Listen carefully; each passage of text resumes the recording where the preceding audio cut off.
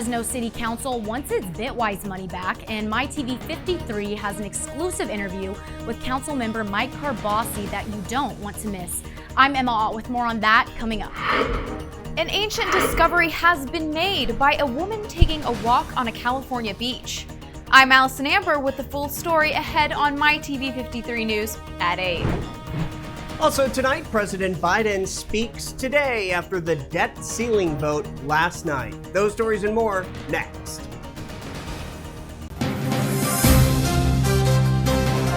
New, local, unique. MyTV 53 News at 8 starts right now. We have made it to Friday. Good evening. Welcome to the San Joaquin Valley's only 8 p.m. news. I'm Austin Reed. Thank you for joining us. It's June the 2nd. Our big story tonight is the continuing saga of the sudden closure of Bitwise Industries. Only from 53 tonight, Council member Mike Karbassi came into the MyTV 53 studio today to shed more light on this issue. Reporter Emma Ott spoke with Karbassi. She joins us from the News Center with more in this exclusive interview. Emma.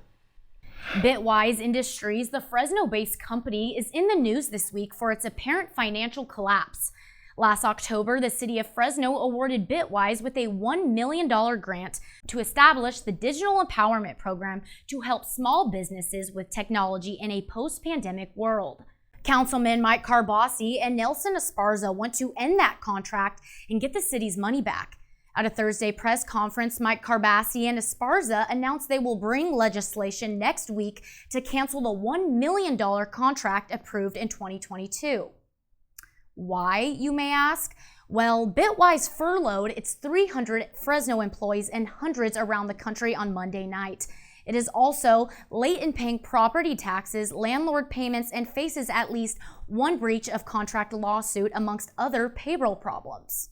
We're learning more and more every day thanks to diligent reporting. We are learning that they started having some kind of financial difficulties and started selling off some of their assets, but then trying to take out loans on the assets before they were sold. Karbassi also added that he believes this is going to put people in a great deal of trouble if Bitwise has misused any of these funds, considering they come from federal taxpayer money.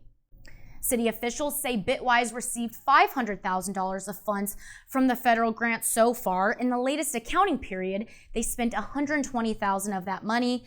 The next accounting period is due July 14th.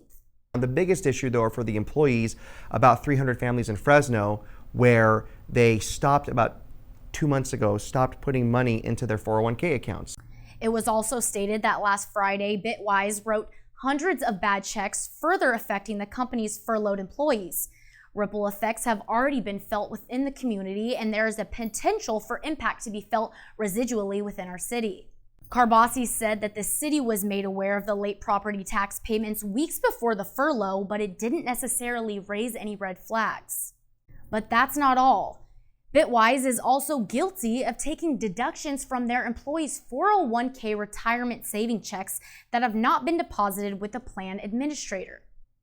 The city has various plans in place to support those families who are out of work thanks to Bitwise, but due to confidentiality issues, the city is relying heavily on employees to contact them first. What is the best case scenario for all this? Best case scenario, but it's not realistic, is this was all a big misunderstanding and the money is actually in accounts, so they can get some money back and start sorting this thing out, and maybe just one person goes to jail. But I think the reality is I don't think the money's there anymore. MyTV 53 reached out to Bitwise for a comment, and this is what we got. Please leave a brief message, including your name, number, and a reason for calling, and a member of our team will get back to you. Thank you, and have a great day. Sorry, this mailbox is full and cannot accept any more recordings. Well, there you have it. I'm not surprised that they have a full message box right now. I'm Emma Ott reporting with MyTV 53 News, keeping you updated on this developing story. All right, Emma, thank you for that. In other business-related news and new tonight, the nation's employers stepped up their hiring in May, adding a robust 339,000 jobs, well above expectations and evidence of enduring strength in an economy that the Federal Reserve is desperately trying to cool. CNN says today's report from the government reflected the job market's resilience after more than a year of aggressive interest rate increases by the Fed. Many industries, from construction to restaurants to healthcare, are still adding jobs to keep up with consumer demand and restore their workforces to pre-pandemic levels.